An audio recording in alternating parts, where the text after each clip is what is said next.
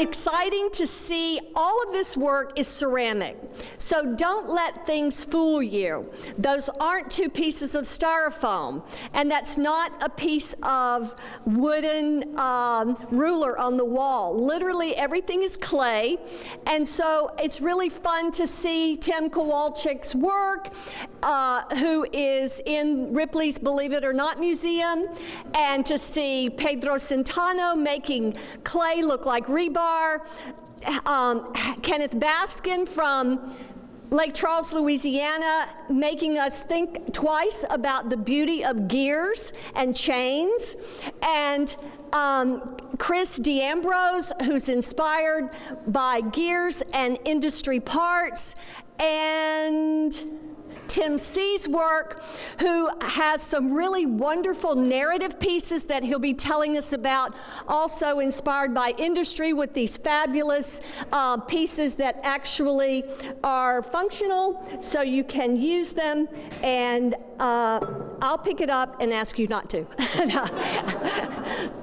So I would love for us to also welcome Sophie, who is the director at the New Britain Industrial Museum. And so in the inner gallery is a really unique collection of industrial objects that we find aesthetically pleasing, and two students from my curatorship class in the fall curated that show with a faculty student research grant, and so that is their show. I had a little bit of input, but Angela Burgess and Georgia Exner worked really hard to curate that show, and so we hope that you'll enjoy seeing Stanley hinges from the turn of the century in a new light, and to see those objects taken out of the clutter of a box down in a warehouse and placed on a pedestal and turned into ART. I first want to invite Kenneth Baskin to come and tell us a little bit about his work. Kenneth is associate professor at McNeese State University. He's a ceramicist. He finished a big workshop with our students today, and is a little shocked at the cold weather coming from South Louisiana, but welcome. Well, thank you very much. I just want to thank everybody for coming, and first, thank you guys for having me. I really appreciate the invitation to come and, well, do a workshop for your students and to exhibit my artwork with you all. So thank you very much for the great opportunity. So I guess I'll start with a little bit about my background. So I worked in industry for a good 20 years before going back and getting my formal education and becoming a ceramics instructor. Now in those 20 years, I still spent time working in a studio, perfecting my craft, because I really loved ceramics. It just took me a while to decide really what my life path was going to be. And I decided working in a bleach plant and driving an 18-wheeler was not sustainable and not really what I wanted to do. So at 32, I put myself back in school, no education from 32 to 42, and I went from nothing to a master's in those 10 years, and was really fortunate enough to get a job teaching at McNeese State University in Lake Charles, Louisiana, right out of graduate school. But you know, all that time I spent working in industry was not a waste. It really prepared me exceptionally well for life as an artist, because you know, first, I find industry fascinating. I find the application of human intellect, making machines, making things that, well, do our burden for us, right? Because really what a machine does is it performs a task so that we don't have to. So machines are the impetus of our intellect. It's the way we get our society moving. It does everything for us. So I find that machinery in its raw state, just the nature of a machine, the directness, the form equals function, incredibly beautiful. So it seemed like working in industry for 20 years, I like to work with what I know. I talked about this during the workshop. I believe in honesty in art. And for me, honesty in art means that I'm working from my life experiences. If I try to make work about women's issues, I've been for 56 years trying to understand you guys. I don't, I admit it. So that doesn't seem honest, right? Now I can research and I can think about what it's like and I can try and I can do probably a pretty good job, or at least I might think so, but you might say, oh no. So for me, instead, I go straight from my life experience. I worked in industry. That's the starting point for the artwork that I make. So I find it fascinating that we can really just apply our knowledge to the world around us. So when I look at these pieces, what I think about time, I think about age, I think about the human condition, and I think about the frailties of the human condition. I think about interpersonal relationships between individuals, old and new. I think about motion, I think about movement, I think about implied kinetics. And all of these things come together to create these interesting, or at least I think interesting, forms that deal with industry as its starting point, but that's not, hopefully, its end point. So what else can we talk about? I was really fortunate some years ago. I was invited into a group that dealt with the idea of the crucible, right? So the crucible, really, it melts steel. Now, I had not used the vessel in my work for probably 15 years at that point. But when this group said, hey, we're making, pieces about the crucible, we want to exhibit, and we want to have, do some collaborative work, individual work, I said, well, all right, I haven't used the vessel in a lot of years, so I said, why not? So my interpretation of the crucible, I was working with a group of people that really were highly accomplished with that topic. All of these people have been working with the idea of this vessel form for 5 to 10 years. So I didn't know what to do. So I said, all right, what am I interested in with my work I'm doing now? Industry, movement, implied kinetics. So I decided that my contribution to what was later to become the Crucible Project would be the idea of how we move these objects around. So that spurred the holders, it spurred the gears, it spurred the idea of motion, time, and age. So really, when you look at the work, those are some of the things I'd hope you'll think about. The human condition, time, age, time passing. I also really enjoy the idea of not working with newer technologies. Most of you probably haven't seen a flip phone in quite a while, but I'm really kind of anti-technology. I know I should have a presence on Instagram, and Vicente and I have been talking, and he's like, there's some real good pluses to Instagram. So maybe, but I really choose to really think about industry, I think about where we're going, how quickly we're making decisions about what happens in the world, and we're moving at such breakneck speeds. I want to slow down a little bit. I want to really just to bring things back to the basics, bring things back down to simple industrial revolution ideas, concepts, and say, slow down. We don't have to rush all the time. We can take a breath, we can appreciate some of the things that are a little bit older, that have been around for a while, and enjoy them for their aesthetic beauty. So I think that's really a lot about what I think and what I think about when I make my artwork. I don't know if that was 10 minutes, but it's been a few. And if you will save your questions, we will have an opportunity to ask questions to Kenneth. I'm going to ask everyone if they'll watch where they're physically standing as you move around so that others can get into the gallery. If we all just shift around, we can make a big circle, again, watching where our bodies are. And I'd like to invite Pedro Centeno. Pedro is an artist here in Connecticut, and we are so honored to have him as an alumnus of CCSU, studied ceramics here at Central, and his studio is at the Farmington Valley Arts Center, so you'll see a number of his pieces here as well. Welcome. Thank you.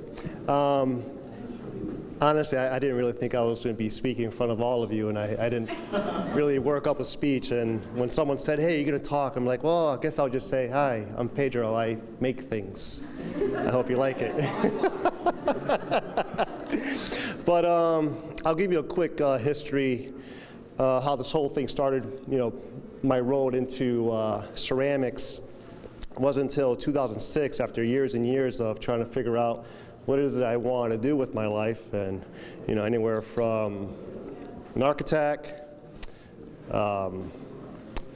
marine biology, and then I realized, well, you need a lot of math, and that's my weak point. So, needless to say, ended up becoming criminal justice. I was like, I think I'll become a police officer like my father. And for a year, as I'm going through the process and classes, and all the courses I need to take, not once did we discuss why I wanted to become a cop. And then finally, I'm at CCSU, and I met Cassandra because I needed to take an elective, And everything was taken except ceramics. And I'm like, man, ceramics? How am I going to make a flower pot? You know, am I going to make an ashtray, right? And I took a course, and I met Vicente, I met Sherry, and I was just blown away. I could not believe what one can do with the medium. And at that same time, I spoke with my father for the first time, and he goes, why do you want to become a cop? And I'm like, you know what, you're a cop, you know, uncle's a cop, cousins, friends, everyone's a cop. Everyone's telling me I should become a cop. And he goes, Pete, you know, hey, I'll save that. He tells me why I shouldn't become a cop, and he was right. And I was like, man, I wish you told me this a year later, because I wouldn't have wasted all that money taking classes I didn't need. So anyways, I fell in love with ceramics at that time, and I decided to make this my goal. Like, I wanted to be like Vicente, I wanted to be like Sherry, and I started to, you know, check out, you know, Ceramics Monthly and look up all these artists. I'm like, I want to be like these people. And it was my life, you know, when Vicente said, hey, you know what, I want 4 mugs, you know, 4 inches tall, I made 8. You know, if he said make them 8 inches, I made them 10 inches. I wanted to throw like he did, even though he had 20 years of experience above me. So after graduating, I got into retail, got into corporate, and I hated my life because it had nothing to do with art. And I went to go visit Vicente, and he's asking me how things are going. I'm like, things are going great. I'm doing this, doing that, and he goes, hey man, that's good. You know, this is my impression of Vicente. So watch this. Ready? Hey man, that's good. It's just too bad you're not doing what you're supposed to be doing. And I was just like, damn. So the next day, I went to work, and I quit. I basically quit, and I followed my dream into ceramics. And for years, I tried to figure out what is it that I want to do in ceramics, trying to find my voice, my style. And 2 things came into mind. A, form. For those of you who study ceramics with Vicente, knows how well he can throw these beautiful round pieces. They're feather light, and that's something I enjoy, these classical forms.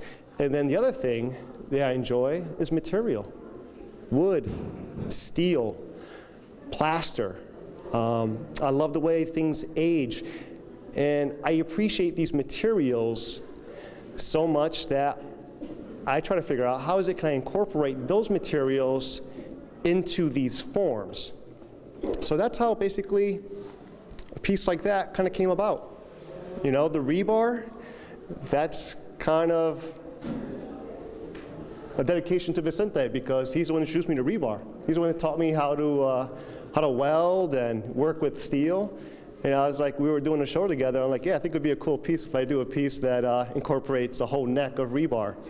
So that's how that came about, and it's kind of where we're headed. And I'm fortunate enough to work with my wife, Naomi, and we've paired up. And now we're working together full-time on ceramics, where I create the pieces and she does her half. And I guess that's pretty much all I have to say. So thank you.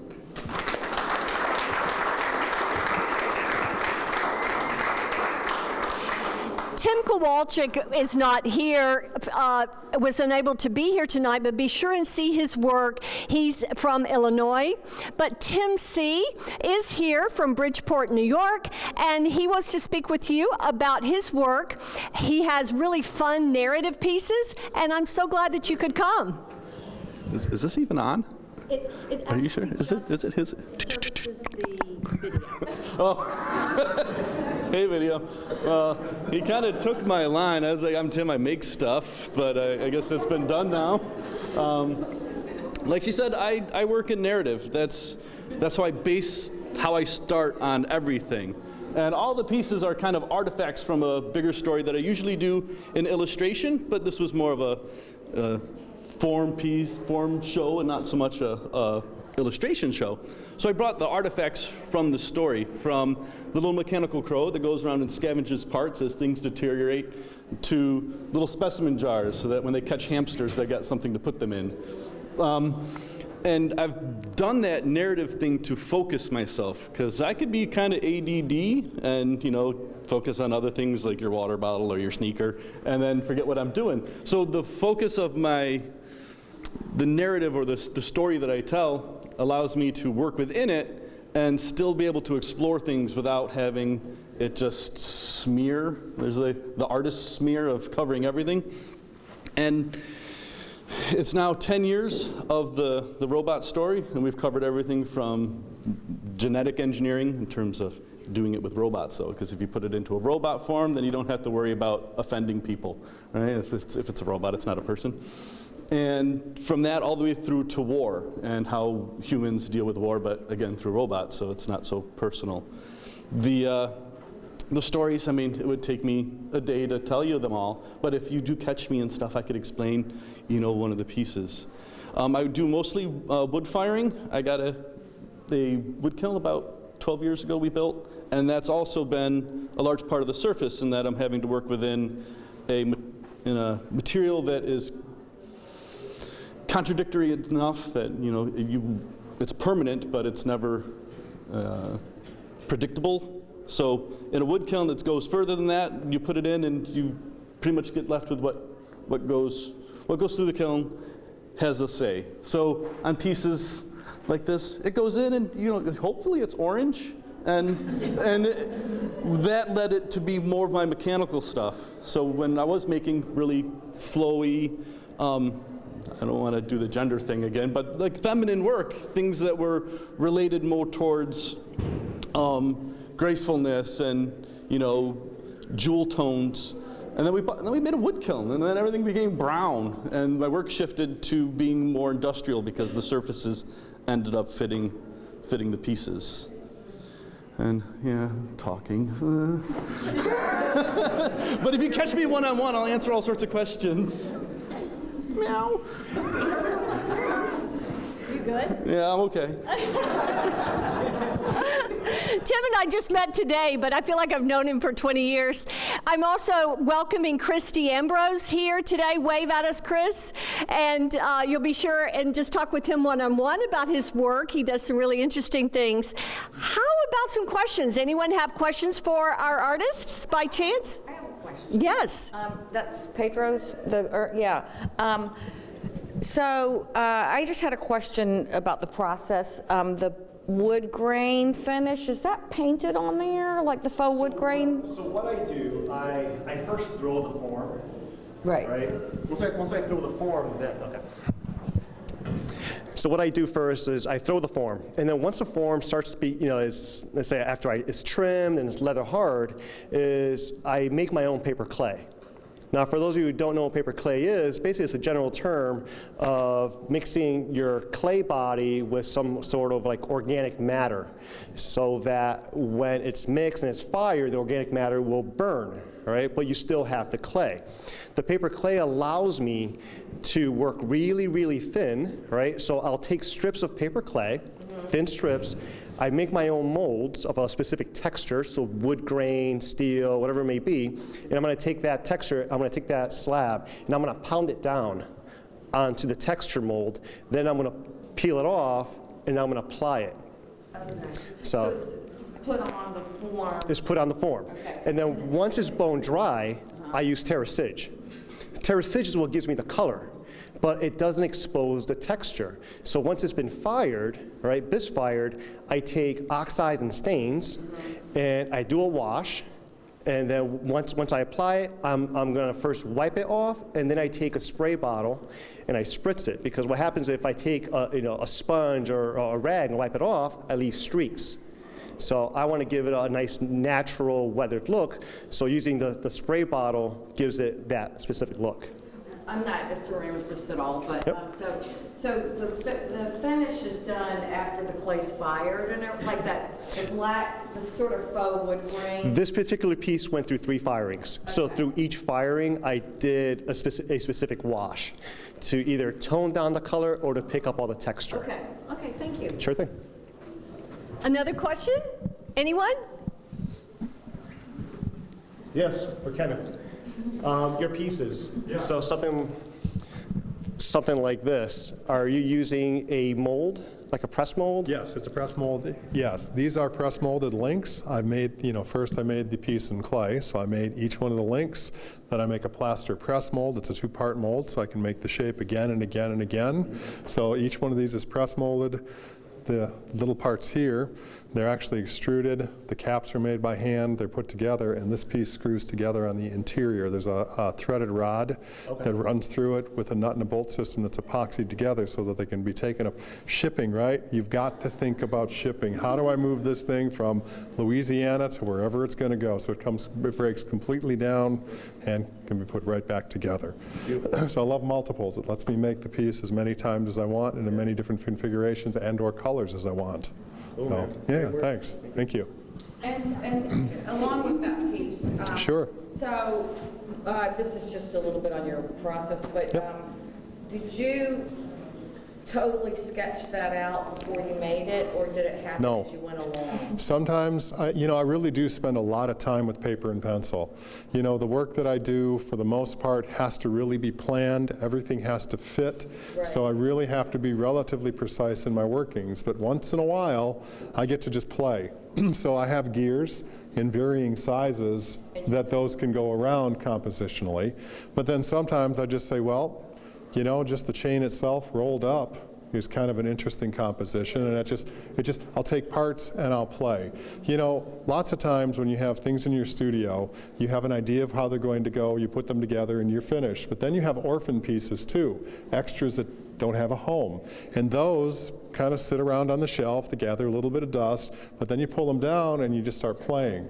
And every now and again you get compositions that work that way. So sometimes I give myself freedom to play, and other times I'm very tight and precise in what I do. So it goes both ways. But, yeah.